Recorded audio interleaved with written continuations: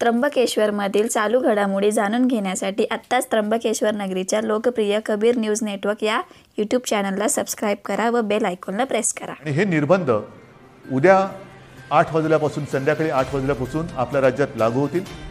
एक फक्त अपवाद थोडा आपल्याला करावा लागणार आहे, कारण तिथे 2-4 दिवसामध्ये मतदान आहे, ते म्हणजे पंढरपूर मंगळवेढा मतदारसंघ, विधानसभा मतदारसंघ। आपल्याला कल्पना आहे की तिथले आपले लोकप्रतिनिधी भारत भालके यांचं कोरोनामुळेच निधन झालं होतं। दुर्दैवाने ते आपल्यातून गेले आणि त्यांची जी जागा आहे त्या मतदारसंघात येत्या 2-5 दिवसामध्ये मतदान आहे। मतदान झाल्यानंतर मात्र तिकडे सुद्धा हे निर्बंध अत्यंत कडकपणाने लागू होतील। म्हणून मी थोडंसं माझ्या आणि आपल्या सगळ्यांच्या मनाविरुद्ध असलं तरी ह्या काही गोष्टी आपल्याला सांगतो आहे। मला खात्री आहे की आजपर्यंत जसं सहकार्य आपण मला केलं, ज्या ज्या गोष्टी मी आपल्याला सांगितल्या त्या गोष्टी आपण पाळल्या, तसंच सहकार्य येत्या काही दिवसासाठी आपण मला कराल आणि तसं करावं अशी मी पहिल्याप्रथम आपल्याला विनंती करतोय। काही निर्बंध मी आपल्याला वाचून दाखवतो आहे आणि बाकीचे सर्व निर्बंध जे आहेत, सगळे नियम आहेत, ते लवकरात लवकर हे प्रसिद्धी माध्यमाच्या माध्यमातून आणि आपल्या जी काही साईट आहे त्याच्यावरती अपलोड केले जातील, की जेणेकरून सर्वांना अत्यंत स्पष्ट शब्दात त्याची कल्पना येईल। जे निर्बंध आहेत ते असे आहेत की उद्या संध्याकाळपासून आपण ब्रेक द चेन म्हणजे ही शृंखला तोडायची, आपल्याला तोडावीच लागेल आणि ती तोडण्यासाठी आपण राज्यात 144 कलम लागू करतो आहोत। म्हणजेच आजपर्यंत ही दिवसा जमावबंदी आणि रात्री संचारबंदी असं होतं, कधी रात्री जमावबंदी करत होतो, आता मात्र आपल्याला पुढचे किमान 15 दिवस राज्यामध्ये संचारबंदी लागू करावी लागत आहे। अनावश्यक येणं जाणं हे आपल्याला आता पूर्ण बंद, मी टाळणं म्हणत होतो, आता ते पूर्ण बंद करावं लागणार आहे। कोणत्याही व्यक्तीला अतिआवश्यक काम किंवा योग्य कारण नसेल तर घराबाहेर आपण आता पडू द्यायचं नाही आहे। मी तर विनंती करतोय की हे मी नियम सांगतोय, पण मला आपल्याकडनं उलटं पाहिजे की जसं एक शब्द आहे जनता कर्फ्यू, जनता ठरवते की नाही आम्हीच आता हे करणार किंवा हे करणार नाही, तसं तुम्ही ठरवायचं आहे की नाही आहे ना आता तसं अनावश्यक काही काम आणि आहे ना बाहेर संकट, तर मग मीच कारण नसताना घराबाहेर पडणार नाही। मी आता करोनाला मदत करणार नाही, मी सरकारला मदत करणार, मी माझ्या नागरिकांना मदत करणार। आपल्याला आता प्रत्येकाने ठरवायला पाहिजे की कोणाला मदत करायची, करोनाला मदत करायची की करोना विरुद्ध लढणाऱ्या सरकारला आणि माझ्या माता भगिनींना आणि बांधवांना मदत करायची। हा निर्णय आता ज्यांनी त्यांनी घ्यायचा आहे की करोनाला मदत करणारे कोण आहेत आणि करोना विरुद्ध लढणारे कोण आहेत, करोना दूत कोण आहेत आणि कोविड योद्धे कोण आहेत, हे आता आपल्याला आता कळणार आहे। आणि म्हणून मला असं वाटतं की काही गोष्टी ज्या आहेत त्याच्यात आवश्यक कॅटेगरी सेवा व उपक्रम वगळून सर्व आस्थापना, सार्वजनिक ठिकाणे, इतर सेवा बंद राहतील। सकाळी 7 ते रात्री 8, सकाळी 7 ते रात्री 8 ह्या काळामध्ये आपण अत्यावश्यक सेवा ज्या आहेत त्या चालू ठेवणार आहोत। एक गोष्ट मी मुद्दामून सांगतोय की आपण सार्वजनिक वाहतूक व्यवस्था बंद करत नाही आहोत, म्हणजे लोकल्स बंद करत नाही आहोत, बस सेवा बंद करत नाही आहोत, मात्र त्या केवळ आणि केवळ आवश्यक अतिआवश्यक कामासाठीच वापरल्या जातील। आणि त्यातून त्या चालू का ठेवतोय तर जीवनावश्यक सेवा सुविधा देणारा जो कर्मचारी वर्ग आहे त्याचं येणं जाणं, कारण त्या जर का बंद पडल्या, म्हणजे पाणी आहे, आपले सफाई कामगार आहेत, त्यांना कुठेही तसं आपण सांगू शकत नाही वर्क फ्रॉम होम, घरी राहा आणि शहर स्वच्छ करा, घरी राहा आणि शहराचा पाणी पुरवठा सुरळीत ठेवा, नाही, त्यांना संकट असो वा नसो आपल्यासाठी आपल्याला सेवा सुविधा देण्यासाठी रोज कामावर यावंच लागणार आहे। आणि म्हणून त्यांची ये जा ही सुलभतेने व्हावी म्हणून आपण पब्लिक ट्रान्सपोर्ट हे चालू ठेवतो आहोत। आणि त्याच्यामध्ये सुद्धा आवश्यक कॅटेगरी कोणती धरलेली आपण साहजिकच आहे, रुग्णालय आहेत, दवाखाने आहेत, वैद्यकीय, विमा, औषधी कंपन्या, औषधी दुकाने, वैद्यकीय सेवा देणारे काही डीलर्स आहेत, वाहतूक सप्लाय चेन आहे, लस उत्पादक व वाहतूक करणारे, कारण लस उत्पादक त्यांच्यासाठी वायल्स लागतात, त्यांचे कारखाने उघडे राहतील, त्यांची वाहतूक ये जा करणारे वाहनं आहेत ती चालू राहणार आहेत, मास्क, जंतुनाशक उत्पादक, वितरक, वैद्यकीय कच्चा माल सगळे। त्याचप्रमाणे जनावरांशी जे संबंधित आहेत, म्हणजे आपले कृषीची जनावरं आली, शहरामध्ये आपले ज्याला आपण पाळीव प्राणी म्हणतो त्यांच्या संबंधितली दुकानं, त्यांची दवाखाने हे उघडे राहतील. शीतगृहे, वेअरहाऊसिंग, हवाई वाहतूक, रेल्वे, बस, ऑटो, विविध देशांची राजनैतिक कार्यालय. नंतर तोंडावरती पुन्हा पावसाळा आलेला आहे. एप्रिल तर अर्धा गेला. येत्या 1.5 महिन्यामध्ये पाऊस येणार. पावसाळ्याची जी काही कामं आहेत ती पावसाळी पूर्वच करावी लागतात. तर ती पावसाळ्यासाठीची, पावसाळी पूर्वीची जी कामं आहेत ती सगळी चालू राहतील. त्याच्यानंतर बँक्स, रिझर्व्ह बँक इंडिया आणि त्यांच्याशी संबंधित सगळे, सेबीने मान्यता दिलेली कार्यालये, दूरसंचार सेवा व त्यांच्याशी संबंधित देखभाल व दुरुस्ती करणारे, ह्या सगळ्या गोष्टी, ई कॉमर्स असेल, ह्या सगळ्या आहेत. त्याच्यानंतर अधिस्वीकृतीधारक पत्रकार, त्यांनासुद्धा आपण त्यांना मुभा दिलेली आहे जाण्या येण्याची. पेट्रोल पंप चालू राहतील, पेट्रोलियम उत्पादन आहेत, कार्गो सेवा, डेटा सेंटर्स, IT सेवा, शासकीय व खाजगी सुरक्षा मंडळं, ह्या सगळ्या गोष्टी ह्या आपण चालू ठेवतो. हे आहेत, बरंचसं आहेत, बऱ्याच गोष्टी आहेत. त्याची संपूर्ण मी आता वाचत नाही आहे, पण ह्या गोष्टी ह्या प्रसिद्धी माध्यमाच्या माध्यमातून आपल्याकडे येतील. त्याबरोबर आता अपलोड पण केल्या जातील. तेवढ्या आणि तेवढ्याच चालू राहतील. बाकीची कृपा करून मी आपल्याला विनंती करतो आहे की ह्या सेवा किंवा इतर काही आपली वाहतूक आहे ती बंद राहणार आहे. बांधकामामध्ये सुद्धा आणि इतर जे काही उद्योग आहेत त्यांना सुद्धा मी सांगतोय की तुम्ही सुद्धा जिथे जिथे तुमच्या साईट्स आहेत, एक तर त्या साईटवरती तुमच्याकडे सुविधा असेल तर तुमच्या कर्मचाऱ्यांची सोय तिथल्या तिथे करा. त्यांना उगाचच तिथून त्यांच्या घरी, त्यांच्या घरातून तिथे, म्हणजे कोविडची ये जा जशी व्हावी तशी त्यांची ये जा होऊ देऊ नका. त्यांच्या माध्यमातून कुठे कोविड पसरू देऊ नका. त्यांच्या आरोग्याची खबरदारी घ्या. जर का करायची तुमच्या कॅम्पसमध्ये सुविधा नसेल, पण काही उद्योग असे आहेत की त्यांनी त्यांच्या कर्मचाऱ्यांची एक वसाहतच वसवलेली आहे. ठीक आहे, तो कारखान्यात येईल, तिथून त्याच्या वसाहतीत जाईल, तिथून पुन्हा इकडे. एवढ्या पुरतं वाहतुकीची व्यवस्था तुम्ही करू शकत असाल तर तुमचा उद्योग चालू ठेवायला काही हरकत नाही आहे. आपल्याला अनावश्यक सगळ्या गोष्टी, सगळी ये जा ही थांबवायची आहे.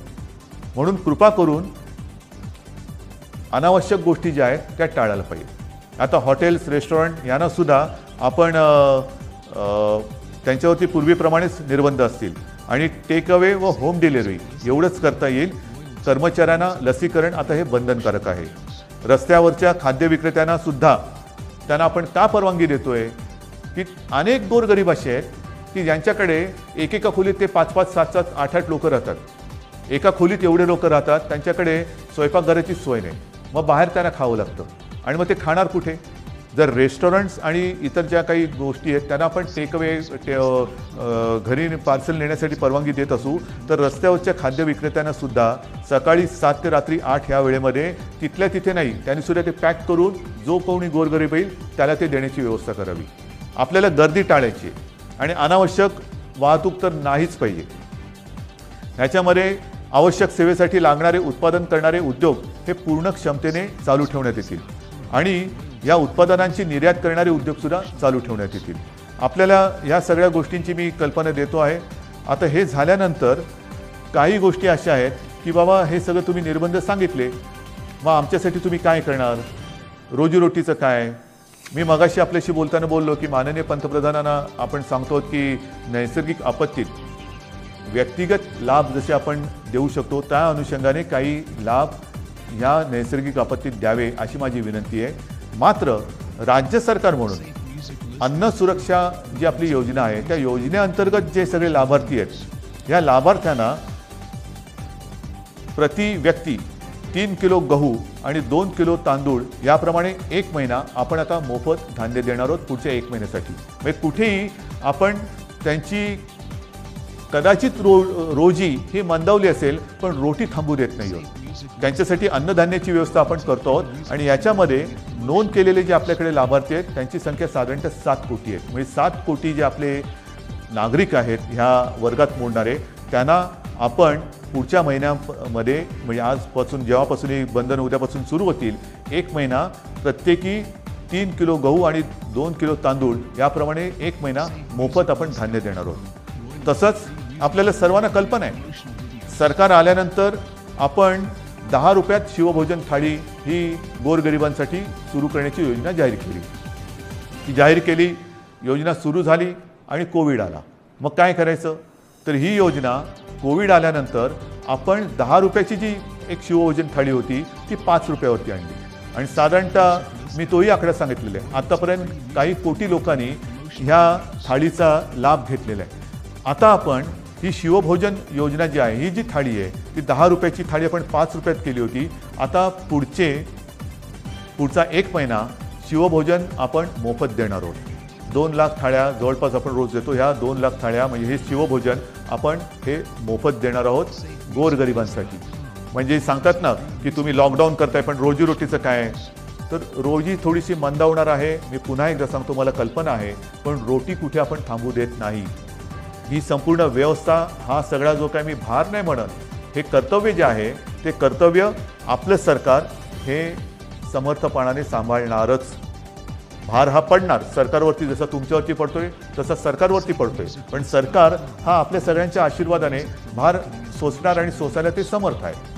त्याचप्रमाणे आणखीन काही योजना आहेत. मी आता हे वाचतो.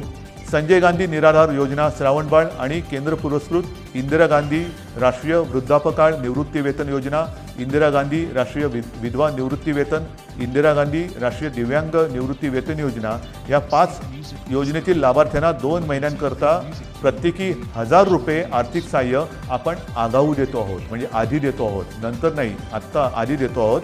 आणि ह्याचे साधारणतः लाभार्थी हे किमान 35 लाख आहेत.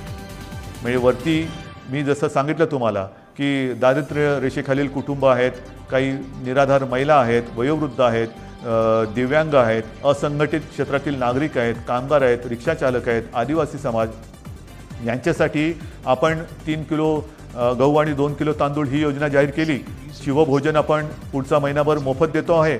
त्याच्यानंतर आता ह्या योजना त्याच्यात जो 1000 रुपयांचा जो देणं असतं आपण ते आगाऊ देतो आहोत आणि त्याच्यात 35 लाख लोक आपण त्यांना एक नाही म्हटलं तरी आधार देतो आहोत. नंतर महाराष्ट्र इमारत व इमारत कामगार कल्याणकारी जे मंडळ आहे त्या मंडळामध्ये राज्यातील नोंदणीकृत बांधकाम कामगार जे आहेत त्यांना 1500 रुपये, हे 1500 रुपये आपण अर्थसहाय्य देतोय प्रत्येकी. म्हणजे त्याच्यामध्ये साधारणतः 12 लाख पुन्हा लाभार्थी आहेत जे आपल्याकडे नोंदणीकृत आहेत. हे 1500 रुपये आपण त्या बांधकाम वर्गातील कामगारांना देतो आहे. घरेलू कामगार, आता हा एक वेगळा आपण हे करतोय. घरेलू कामगार जे नोंदणीकृत घरेलू कामगार आहेत त्यांच्यासाठी सुद्धा आपण एक निधी देतो आहोत. म्हणजे हा सुद्धा एक मोठा वर्ग आहे तसा, जो नोंदणीकृत आहे त्यांना आपण हा निधी देतो आहोत. त्याच्यानंतर आता पुन्हा तळहातावरती पोट हे ज्यांचं आहे तोच हा वर्ग आहे. त्याच्यामध्ये आणखीन थोडा वर्ग बाकी आहे, तो म्हणजे अधिकृत फेरीवाले. अधिकृत फेरीवाले आहेत, या फेरीवाल्यांसुद्धा आपण एका वेळचे 1500 रुपये प्रत्येकी देतो आहोत.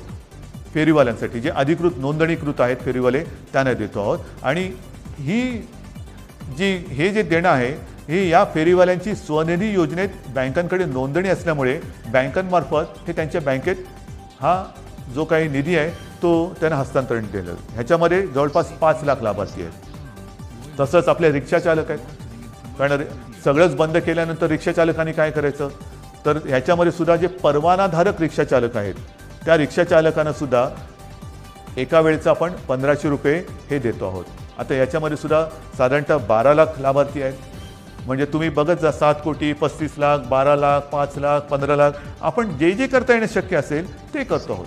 माझ्या आदिवासी समाजासाठी सुद्धा खावटी योजनेचा लाभ घेत असलेल्या आदिवासी कुटुंबांना प्रति कुटुंब आपण एका वेळेचं 2000 रुपये हे आर्थिक सहाय्य देतोय. ह्याच्यामध्ये सुद्धा आता लाभार्थी 12 लाख आहेत. म्हणजे आपण जेवढं करता येणं शक्य असेल तेवढं करतो आहोत. हे आत्ताच्या घडीला हे आपण जे पटकन करता येणं शक्य आहे ते करतो आहोत. त्याच्यानंतर आता ह्या टाळेबंदी हा शब्द वापरायचा न वापरायचा, पण ही जे काही निर्बंध आहेत त्या काळामध्ये आपल्याला कोविडवरची उपाययोजना जी आहे त्याच्यामध्ये इतर काही सुविधा वाढवायच्या आहेत. त्याच्यानंतर औषधं खरेदी आली, व्हेंटिलेटर्स खरेदी करणं आलं, सुविधा आली, सुविधांची उभारणी आली, त्याच्यासाठी काही पैसे लागतात. तर त्याच्यासाठी आपल्या जिल्हाधिकारी त्यांना काही पैसे आपल्याला त्यांच्याकडे देऊन ठेवावे लागते की तुम्हाला आवश्यकतेनुसार, कारण पटकन आता रुग्ण आला आणि काही गरज लागली तर विचारत बसायचं नाही, जे जे करता येणं आवश्यक आहे ते तिकडे करायचं. आणि त्यांच्यासाठी सुद्धा आपण साधारणतः 3300 कोटी फक्त आणि फक्त कोविडसाठी म्हणून बाजूला करून ठेवतो. म्हणजेच काय, की आपण हा सगळा जर का एक आढावा घेतला तर ढोबळमानाने हे सगळं आपण करण्यासाठी जवळपास 5,400 कोटी रुपये आपण हे विविध ज्याला आधार देतो म्हणतो, तुम्ही नुसती मदत नाही पण एक आधार देण्यासाठी आणि कोविड वाढू नये, वाढलाच तर औषधोपचारासाठी सुविधांसाठी म्हणून आपण एवढा एक निधी बाजूला काढून ठेवतोय. आणि म्हणून मला असं वाटतं बांधवांनो आणि भगिनींनो, मी सगळी परिस्थिती आहे ही आपल्यासमोर ठेवलेली आहे. ऑक्सिजनची सुद्धा परिस्थिती आपल्याला सांगितलेली आहे, बिकट आहे. पुन्हा एकदा सांगतो, साधारणतः आपल्या राज्याची क्षमता ही 1200 मेट्रिक टन प्रतिदिनी उत्पादनाची आहे. आज जवळपास 950 मेट्रिक टन पर्यंतचा वापर ऑक्सिजनचा फक्त आणि फक्त कोविडग्रस्त रुग्णांना, ज्यांना ऑक्सिजनची आवश्यकता आहे, ज्यांचा श्वास घ्यायला त्यांना त्रास होतोय, ही कल्पनासुद्धा करणं अशक्य आहे, अवघड आहे की श्वास रोखला जातो म्हणजे काय होतंय, घुसमटणं म्हणजे काय आहे. त्यांचा श्वास मोकळा होण्यासाठी, त्यांचा श्वासोच्छ्वास परत नैसर्गिक होण्यासाठी म्हणून हा आपण ऑक्सिजन वापरतो आहोत. पण ह्याच संख्येने जर रुग्णवाढ होत राहिली तर हाताशी राहिलेला ऑक्सिजन हा येत्या काही दिवसात संपल्याशिवाय राहणार नाही. आजसुद्धा रोजची आपली रेमडेसिवीरची जी गरज आहे, किती वापर होतोय, सगळीकडनं मागणी होते, रेमडेसिवीर पाहिजे. आपल्याला कल्पना आहे आपल्या राज्यात आजच्या दिवशी साधारणतः किती रेमडेसिवीर इंजेक्शन वापरले जातात?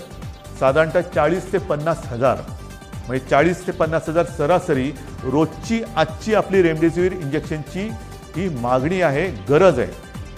आता तुम्ही विचार करा, आजच्या घडीला रेमडेसिवीर थोडंसं कमी पडते, त्याची आपण हे करतोय, सोयी केलेली आहे, येत्या काही दिवसात ते नियमित होईल. पण जर काही रुग्णसंख्या, रुग्णवाढ अशीच राहिली, याच पटीत वाढत राहिली तर येत्या काही दिवसामध्ये रेमडेसिवीरची आवश्यकता ही दुप्पट होणार आहे. म्हणजे जिकडे 50,000 असेल तिकडे 1,00,000 होणार आहे. 1,00,000 म्हणजे अजून एवढीच रेमडेसिवीरची आवश्यकता आपल्याला आहे. हे सगळं मी अत्यंत प्रामाणिकपणाने आपल्यासमोर ठेवलेलं आहे. त्याच्यामध्ये कुठेही लपवाछपवी नाही, कुठेही अपारदर्शकता नाही. ही बंधनं केवळ आणि केवळ एक नाईलाज म्हणून आपल्याला आता ही स्वीकारावी लागत आहेत. याचं कारण की जगभराचा जो अनुभव आहे, आरोग्य सुविधा वाढवणं, लसीकरण वाढवणं, मात्र त्याच वेळेला ती वाढवण्यासाठी थोडीशी एक मध्ये आपल्याला संधी लागते. ती संधी आणि ही साखळी तोडण्यासाठी आपल्याला हे निर्बंध स्वीकारावे लागत आहेत. हे पूर्ण जगाने आता स्वीकारलेलं सत्य आहे. आणि म्हणून माझी आपल्याला हात जोडून विनंती आहे की ही बंधनं ही एकतर्फी टाकलेली नाही आहेत. ही बंधनं टाकण्यामागे जो उद्देश आहे तो केवळ आणि केवळ प्राण वाचवणे हाच एक उद्देश आहे. आनंददायी ही परिस्थिती नाही आहे, घाबरण्यासारखं सुद्धा तसं नाही आहे, कारण आपण समर्थपणाने ह्याचा मुकाबला करतो आहोत. आजपर्यंत जे सहकार्य आपण मला केलं, जसं मला आपल्या कुटुंबातील एक आपण मानता, त्याच तळमळीने आणि त्याच प्रेमाने आणि त्याच आपुलकीने माझ्यावरती मी पुन्हा सांगतो, टीका करणारे किती करत असले तरी त्या टीकेची पर्वा न करता आपल्याशी जी माझी बांधिलकी आहे त्या बांधिलकीला स्मरून आणि तिला जागून मी केवळ आणि केवळ माझ्या राज्याच्या, माझ्या माता भगिनींच्या, माझ्या बांधवांच्या हितासाठी ही निर्बंध आपल्यावरती थोडीशी लादत आहे. कृपा करा, न चिडता, न रागावता, समजून घेऊन सहकार्य करा आणि ही लढाई जिंकायला नुसती मदत नाही तर मी पुन्हा एकदा सांगतो की आपण सगळे सैनिक म्हणून सोबत या आणि ही लढाई जिंकायचीच या जिद्दीने पुन्हा एकदा कंबर कसून कोविड भगाव या पद्धतीने आपल्याला आता हे करावं लागेल. आजपर्यंत जसं सहकार्य केलं तसंच सहकार्य यापुढेही अपेक्षित आहे. सर्वांना धन्यवाद देतो. जय हिंद, जय महाराष्ट्र.